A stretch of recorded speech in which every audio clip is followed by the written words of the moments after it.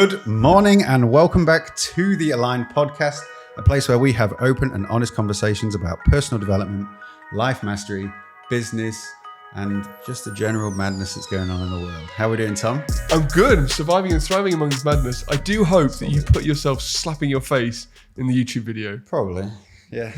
I went pretty quickly into it, so... Just got to get yourself going. What's good, mate? What's new? What is new? Not really that much, to be honest. Lots of work at the minute. I'm just working. I've got new projects going on and I'm just deep in it all at the minute. Do you know what's really cool? It's like it's funny that like what's new and I always think we should be having new stuff, but actually we should just be having consistent stuff. Yeah. I did a post about this yesterday, linking back to one of our previous episodes. I went to the gym at lunchtime. There's nobody in the gym at lunchtime. I'm like, sun's out, everyone's out. Like normally with the sun's in, people are in the gym. Yeah. And you're like, oh, well, I'm going to chill. I'm going to have fun. But I love Ed Milet's quote, winning is more fun than fun is fun. Yeah. You can have that temporary fun and be feeling like, oh, I feel a bit shit, I feel a bit fat. Should be doing this, should be doing that. Or you can commit to your non-negotiables and really enjoy the fruits of your labor down the line when you get there. So, you know. It's half term, isn't it? Is it half term at the minute? Holidays. Yeah, end of term, school holidays. Yeah. So everyone's out and about doing stuff, aren't they? Yeah. But you can still get those non-negotiables done. Yeah, true. What about you? You're good? I'm good, mate. Yeah? I'm going to get my tattoo today. Is that today? It's today. Oh, I might come up and see if you cry. Shitting myself. I was like, Sarah was like, I want to get it there. She's like, oh, should I get it there? And she's like, she's not giving me anything. So I'm like, I'm just going to do it. Where are you going? Here. Yeah.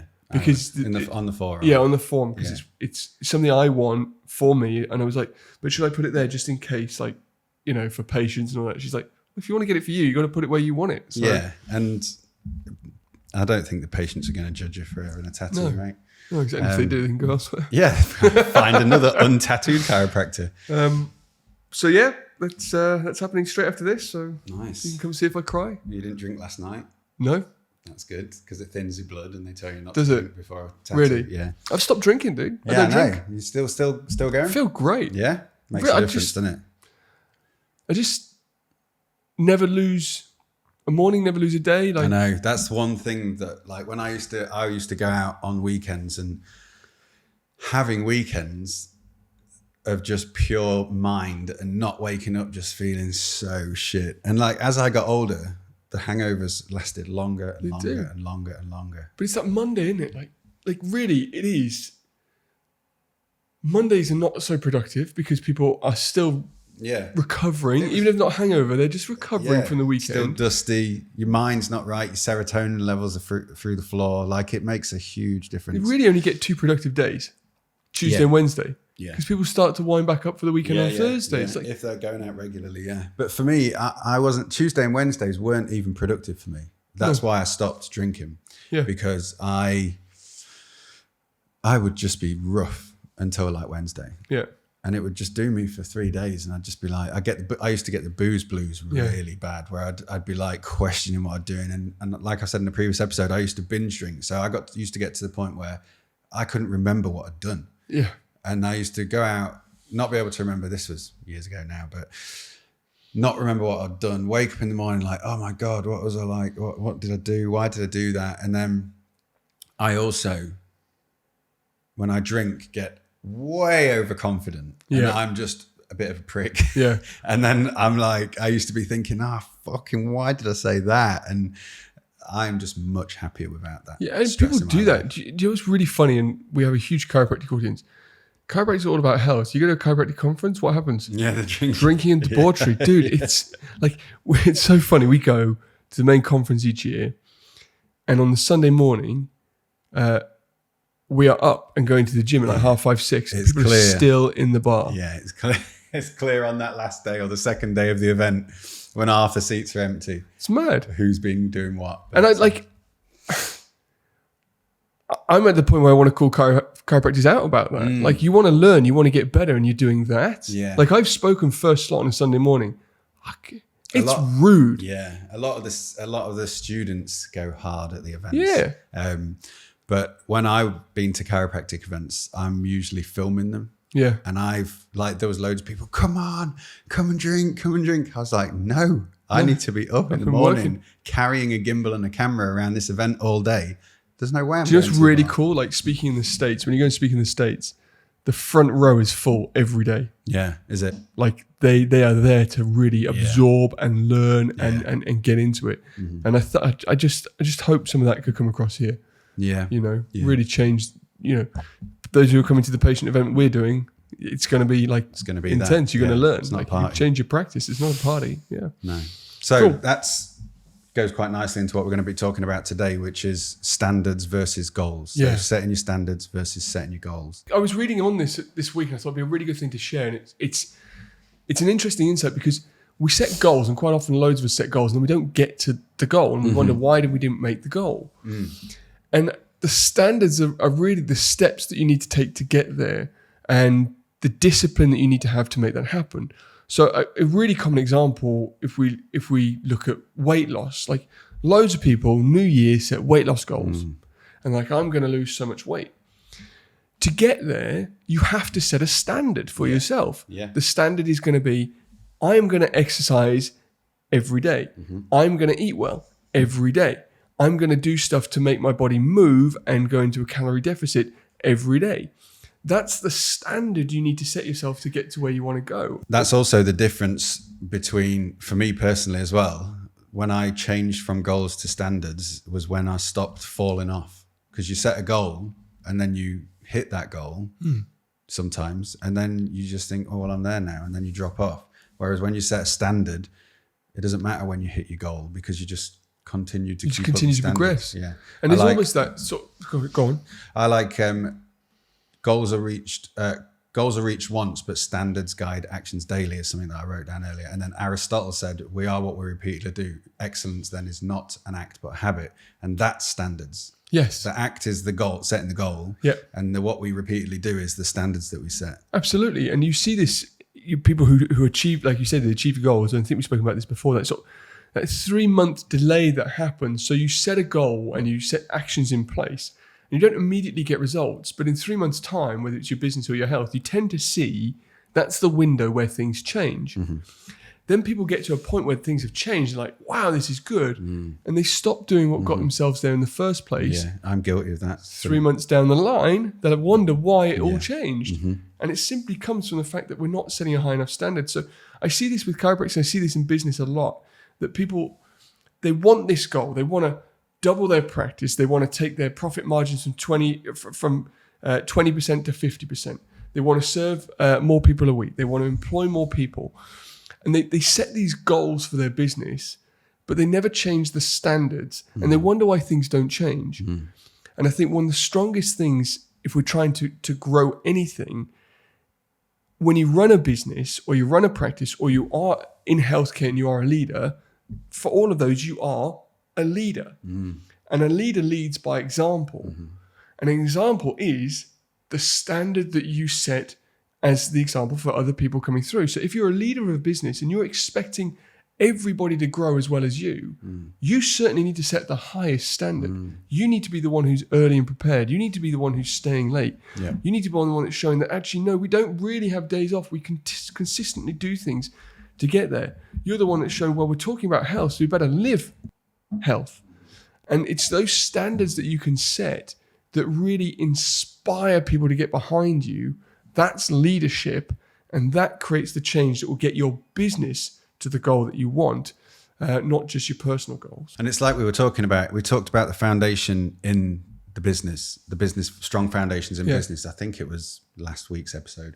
And goals offer direction, but the standards are that foundation, aren't they? Yes. So the foundation is built on the standards, and then you set your goals, or then you just need to love the process. Yeah. Forget the goals. I mean, the goals are there to give you a guiding star of where you want to go, but it's really about the day to day and the foundational And if you set standards. big lofty goals that I feel you should set, they're a long way away.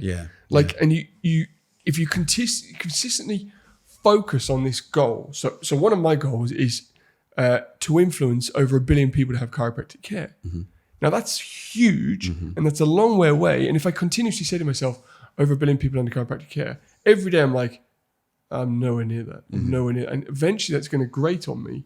Whereas if I know that that's my goal and I do write that every day, but I take the consistent standard steps, the standards are, to touch and inspire chiropractors every day to have a greater effect, to create content that helps them grow every day, to lead by example, to build me up and be the example for them every day. Yeah. That's what needs to change to influence the goal at the end. It's like Gary Vee. Do you know what his big goal is? To buy the New York Jets. Oh yes, yeah, the Jets. But he said he doesn't give a shit whether he buys the Jets or not. Yeah. The goal is just there to get him to do the dirt. Like the goal is the clouds. The dirt is the day-to-day grind and everything that he's doing in his daily life. He has that goal of buying the Jets, not to necessarily buy the Jets, but just to have the goal, just to drive him, just to have that thing that he's driving towards. And I have no doubt he will buy the Jets because he's going to be like a hector billionaire probably. But they are like, there is a symbiotic relationship. You can't have one without the other if you actually want to achieve something. Yeah, and that's something else I was going to say. And there's a lot of people who say they want this thing, say they want this type of life, say they want this, say they want that, and they don't take into that, like they set these goals and say they want, and then they carry on doing things the way that they've been doing them. And it's like, if you say you want that, which you do, you can't continue to do the things that you've been doing to get to that, because what you've been doing has got you exactly where you are now. Yeah, I know. And people would expect just something to change by just thinking differently. Like it's the biggest mistake, and people know it now. But when originally the book The Secret came out, everyone was like, manifest it. Yeah, don't do anything. And you see these fucking losers online still talking about it. Like, just manifest your goals and you get this Lamborghini. It's like, fuck off. You put a lot of work in, you get it. Like that. What did you send me a picture of McLaren earlier this week? Yeah. Like, it's £1 million car. You've got to work to get it. Yeah, it's expensive. You'll get it. I'll get it. Yeah, definitely. I hate that word, expensive. That one actually is not £1 million car, but that one's just a starter supercar for me. I'm only getting started. The first of many. Have you seen Arctic Trucks? Have you ever seen that? They're a conversion company for trucks. No. So I'm like, this whole electric Ranger. But I get a different truck. All right. I'm like, for this electric car, and I'm like, fuck no. Why don't I just get a mad truck and just keep paying the commercial tax on the truck instead? Just buy a massive truck and just put a battery on it and say it's electric. And when I come to the studio, dude, I'm literally just going to have to drive through those gates because I won't fit through the... Oh yeah, we're going to get a big F350 Raptor. Anyway, so I suppose what we could share for people to help them is what standards we have. Yeah. So both of us have lofty goals. Yeah. My overarching goal is to influence over 1 billion people to get under chiropractic care. Within that, then I have goals broken down for how many coaching clients I want, how many members I want, how many people I want to serve in my practice, how I want the associates to serve. And all of that comes under that main umbrella. But then the bedrock, like you said, the foundations is the standards that I set every day. Yeah.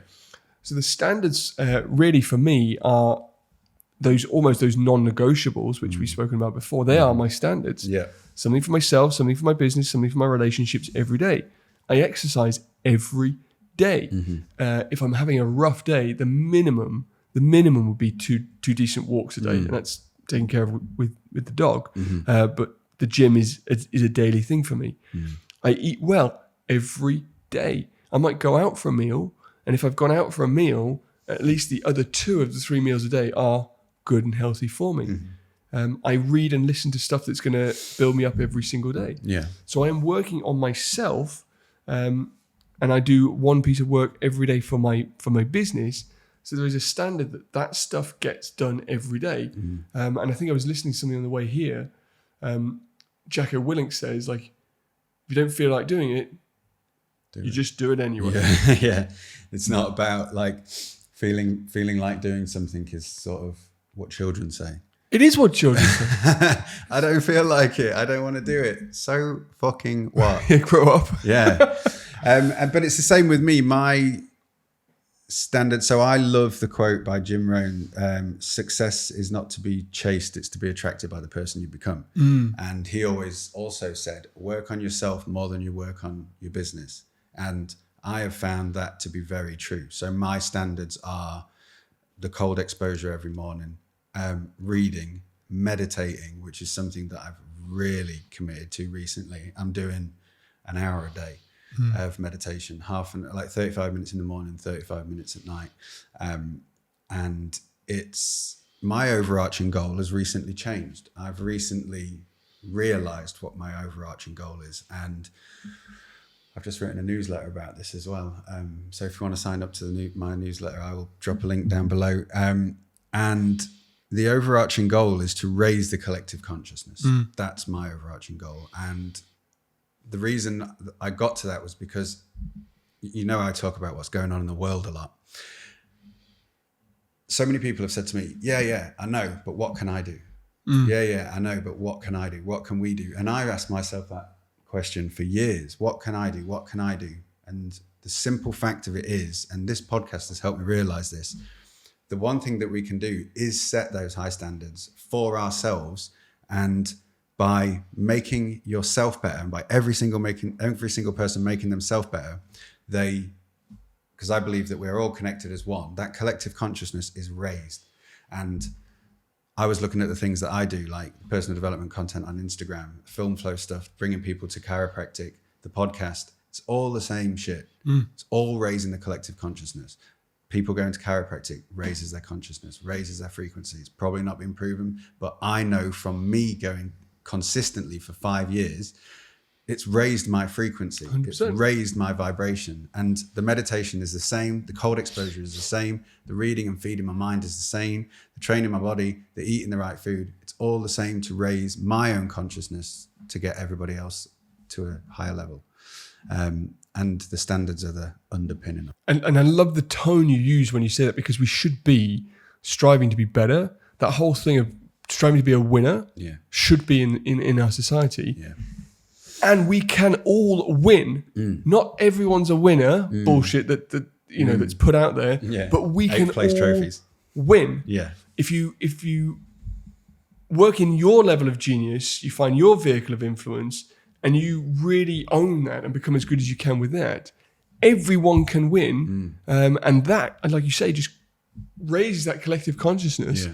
And that's what will change the world. This is funny because I'll just mention a story. I talked to Laura about personal development and things like that. And I am deep in this personal development world. And she's interested in it, but not quite so much. And when I start talking about things, sometimes Laura sees it as me digging her out or attacking her because of her habits, for example. Like the other day I was reading the Joe Dispenza book, and it was talking about by doing the same thing every day. So this is a bit of a catch-22 as well. By doing the same thing every day, and our body becomes our mind. So we don't leave space for new energy to come in, because our body, for example, in the morning expects the smell of coffee. It expects those routines, and chemically it gives the body what it wants. And by doing the same thing over and over again and not breaking routine in any way, you're not allowing new energy to come in. You're not allowing the mind to be the mind. This is one good thing where meditation is really good for this, because it allows you to visualize different things and not just be caught in your present past. But she was like, oh, it makes me feel like you're saying that I'm not good enough. And I was like, I thought about it and I was like, it's not anything like that.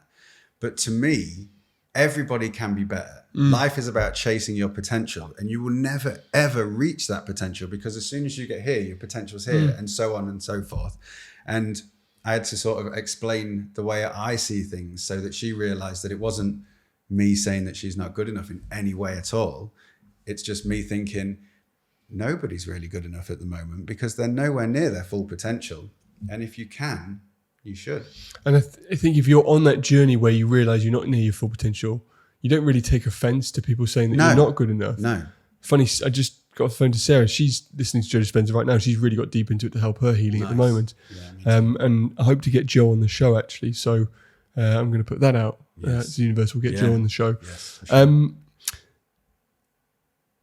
But the society's created that victim culture whereby we get offended so very easily. And a lot of it right down in healthcare, like the whole genes thing, you're sick because of your genes, makes us feel victim. It's something we can't help. You're sick. I can't do anything about it. You can't do anything about it. It's my genes. oh, don't hate me because I've got this. Oh, woe is me. Actually, no, you're not really sick because of your genes. You're sick because of your epigenetic expression, which has brought that gene to the surface. Yeah. It's all on you, and you should take offense. And when you take offense, if you take it right, you learn from it, and then you change. But if we're too scared to take offense and take feedback, then we're never open to change. Yeah, and I'm not talking about law now, but I think if people think that they don't have any room to grow, it's ignorant and like a bit obnoxious, really, to think that you've got it sorted and that's it, and you don't need to change anything, you don't need to grow. It's like, fucking hell, I've been working on myself for 10 years and I've got a million miles to go. It's true. And I think the biggest thing I've learned this is when I got my GCC complaints. So the regulatory body, someone files a complaint against me, and years ago when I got my first one, I'm like, screw that, I've done nothing wrong. I'm perfect. What are you talking about? This guy's a dick. Actually, there was a lot for me to learn in there. Yeah. There was a lot for me to learn in that. And it really, that process, because it's so raw and goes on for years, I had to learn. You have to, yeah. And it was a really great experience that helped me drop the ego and really learn what I could be doing better. Yeah. So I think really, from this, like, we all have goals, and we want you to dream big. We want you to achieve great goals. We want to help you get to your goals. But we want to call you out a little bit and say, are you setting the standards that you need to achieve those goals? Yeah, and I'll just add, although I just said all of that about not doing the same thing every day, you do need habits, and you do need routine to be able to do everything that you need to do. If you just went into your day without, just like every day was just a total clusterfuck, and you didn't know where you was going or what time you were going to train or what you were going to have for lunch or anything like that, or what book you were going to read, can you imagine the carnage that it would be? Just every day walking up to the bookshelf and being like, right, let's start a new book today. Or every day not going into your day with intention. So you do need those habits and you do need routines. But I would just say, just look into Joe Dispenza as well, because there's so many people recently who I've spoken to. I did one of his meditations the other day, and it said, ask the quantum field for a sign. And then a friend of mine reached out who I haven't spoken to for over a decade, and he lives in Ibiza, and he's like creating some awesome things out there. And he just reached out to me out of the blue. Love the podcast, mate. Really resonated with what you're talking about meditation. I've been diving into Joe Dispenza, and I hadn't mentioned Joe Dispenza on the podcast then. He's diving into that. He's doing like amazing things with ice baths and stuff. And it's just reignited this relationship. And it's like, how interesting. Like the world is just so interesting, and we know so little. It just blows my mind sometimes. It's amazing. So if you have got something from that, then please do like and share. We're growing the YouTube channel again. So if you're listening to this on your podcast, make sure you go and check out the YouTube video and leave us a comment, leave us a review. And we'll see you later in the week for another great episode. Thanks, Lee. Thank you very much.